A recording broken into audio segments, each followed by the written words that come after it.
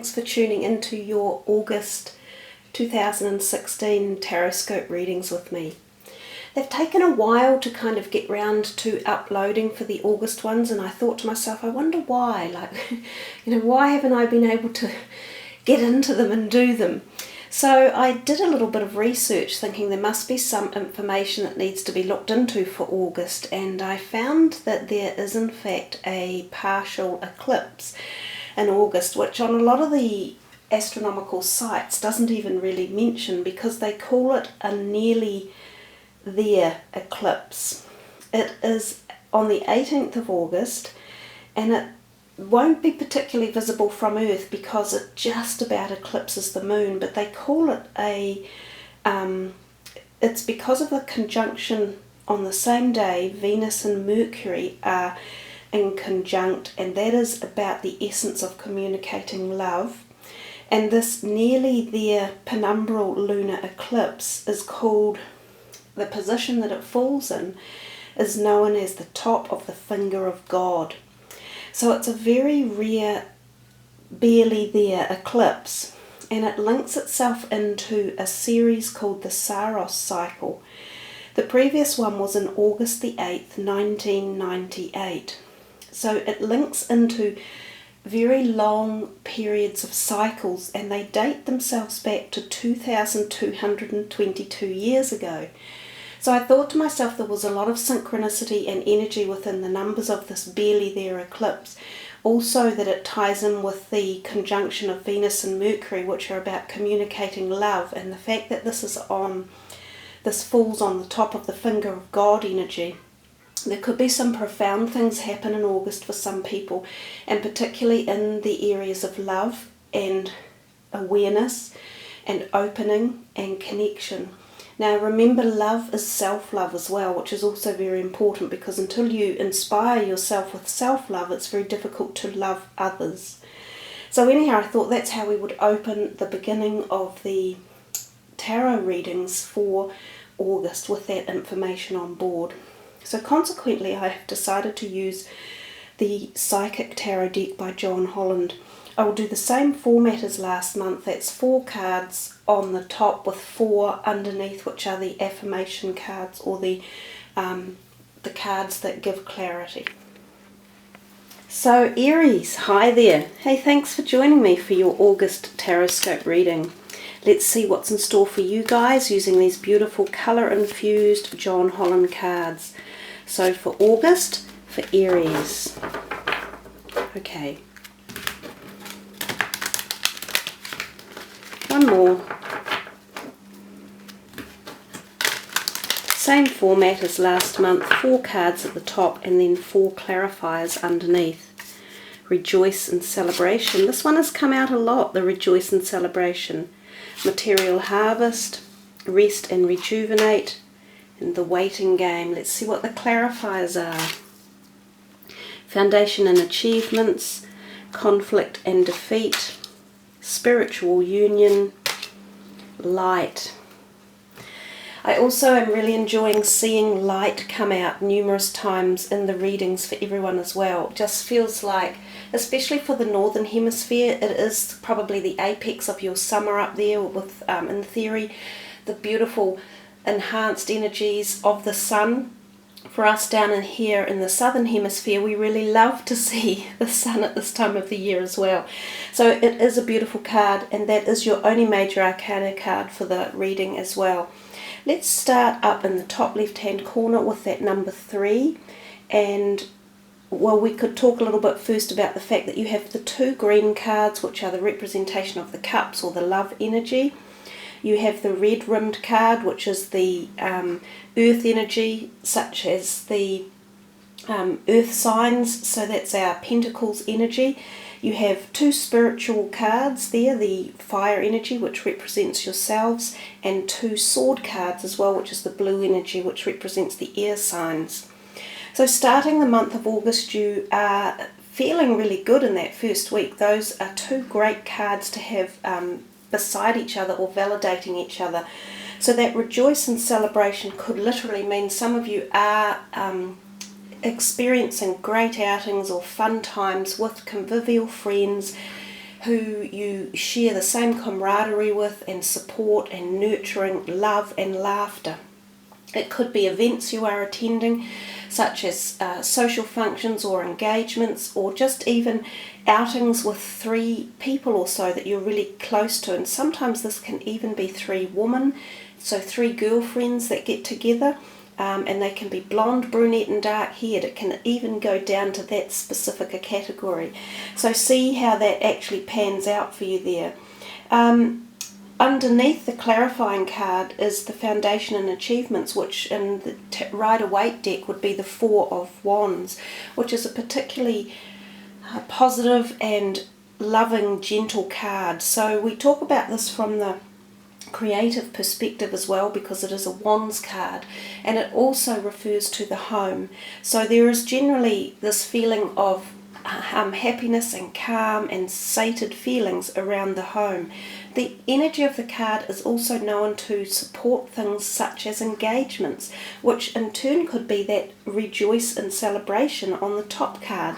So some of you could literally be attending things like really happy events where someone announces, yay, we're getting engaged or married or having a baby or moving in together, or it's, you know, you're celebrating a new love partnership within a family or a bunch of friends. There's those type of possibilities. The other thing the card can mean is just this beautiful commitment within relationships that are already established, and you might be celebrating that effect. Some of you might be restructuring or re-strengthening current existing relationships, and that the whole thing is working out much happier than it has been in the past. There's also that perspective. The card can also refer to the fact that you may be shifting. This is a card that often denotes shifting houses. So for some of you, you might be selling a property or purchasing a new one, or moving overseas or moving to a new home for whatever reasons. 2 nice, really good, positive cards to start this journey with in August. We come to the next one. We see the 9 of Pentacles, which is called Material Harvest, another good sign for you. This is about your financial sector. It feels as though there's money coming in. Now, sometimes this can be just a sign that your material or your financial sector is working well and that it's just ticking along nicely. The other thing that this can indicate is that there is an uptick in the resources coming your way. So some of you may get an increment one way or another, whether it be a small pay rise or a payout or a win or a handing over of some money, or maybe something you have invested is coming back to reap its rewards and you are getting the dividends or something like that from that sector. The confirmation card underneath has a little bit of a slightly opposite energy when it comes to conflict and defeat. That card though usually means you are the person who gains out of this situation and some other people walk away. So it does mean that there can be a situation where there could be terse words used or people butt heads against each other. So there's usually a winner and a loser in this scenario. So this could be tied into your monetary situation, which could mean that overall you do come out on top of some sort of negotiations or events that are taking place around your money.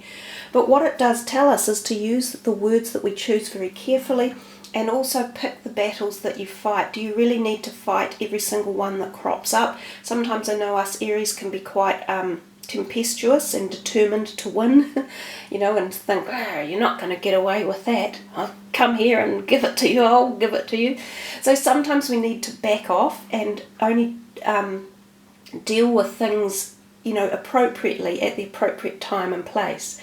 So just watch out for whatever that little card down here might mean, and it sometimes means 3 people can be involved, so there could be either mediators or dispute lawyers or something like that, or some sort of issue around money coming and going, possibly involving other people.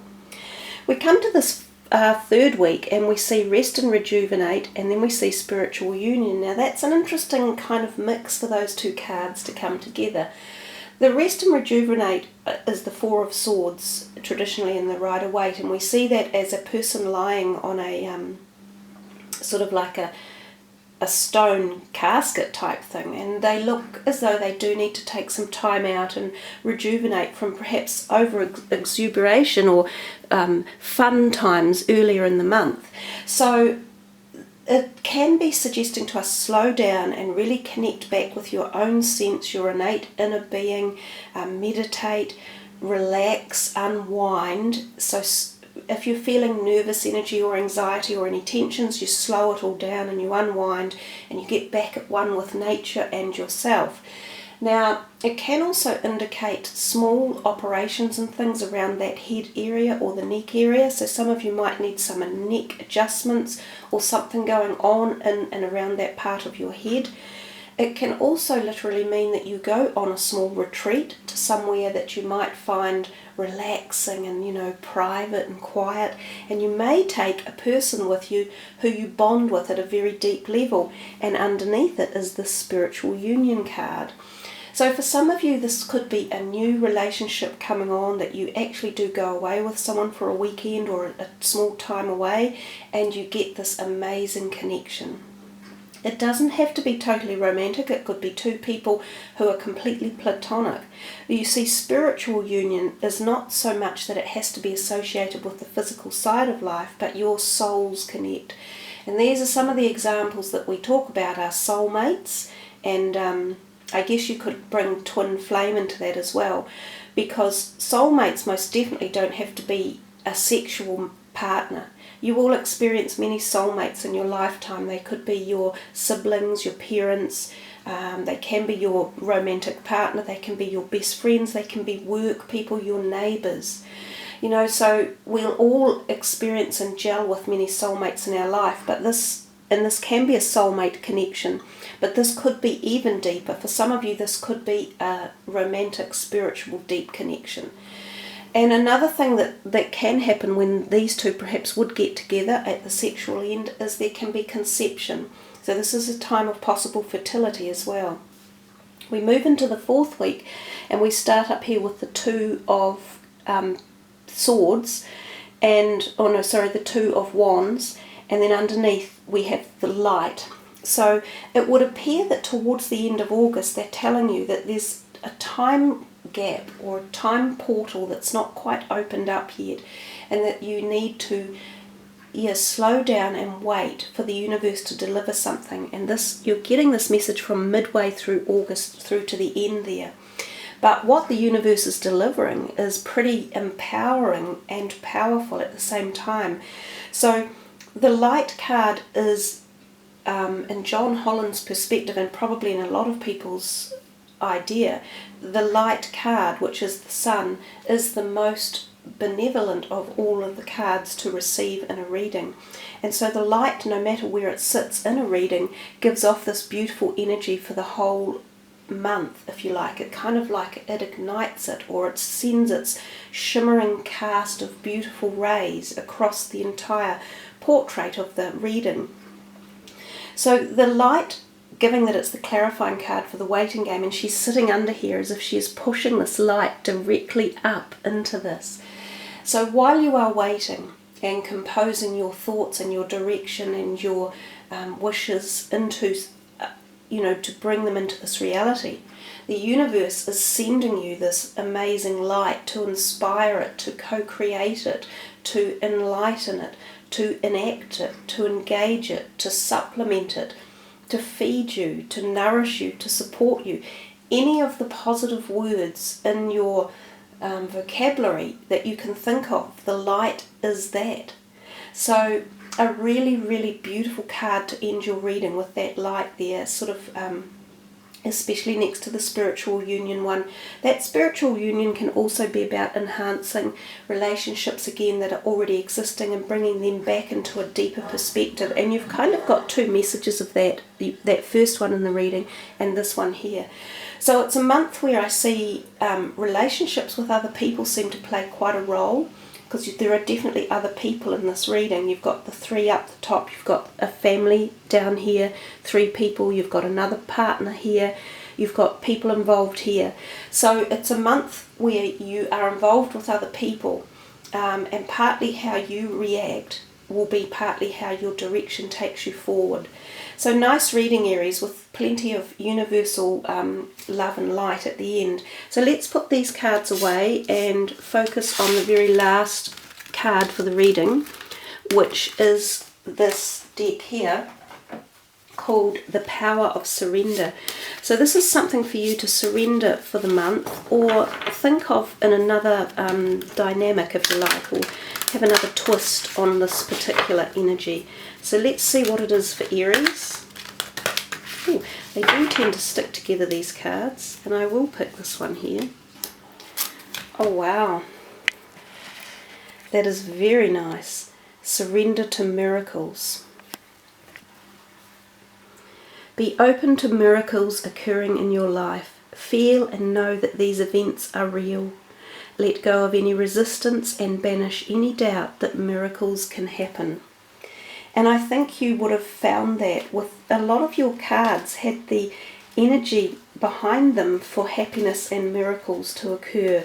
And I'm just going through now and looking for this is the last one, for the light, which does bring miracles at every level. And so when that light is ignited, you know, miracles are coming your way by the looks, Aries. So engage in it, look for it, seek for it, look for the synchronicities in life, be open to newness coming in, you know, have your eyes wide open and your ability to perceive at a heightened level, and these miracles will come. So nice way to finish your reading, Aries. Hey, thanks for joining me, guys. I love that you do. And thank you all for subbing the channel. It's wonderful to have so many of you on board. It's an absolute delight to be working with you all. I treasure all your comments and being able to do these videos for you. So thank you again. Peace, light, namaste.